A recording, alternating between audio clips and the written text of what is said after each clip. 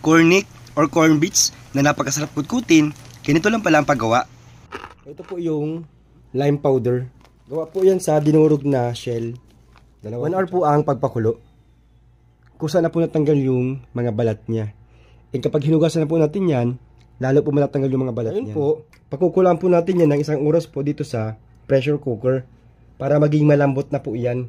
Kung wala po kayong pressure cooker, pwede naman pong natural lang po na pagpakulo. Aabotin lang po ng 3 hanggang 4 na oras or hanggang sa maging malambot po talaga yung mais.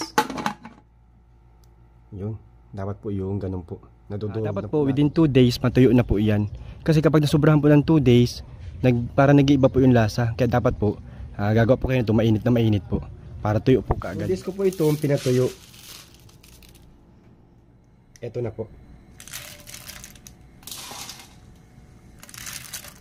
Prituhin ko po yan ng 3 to 5 minutes po. Or hanggang sa maging crunchy po yung mga mais. Kapag nagkulay brown na po, okay na po yan. Tanggalin na po natin dito. Ganda po ng pagkaprito. Ayun po, hatiin ko po sa 2. Sili.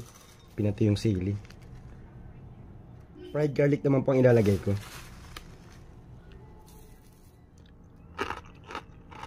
Sarap.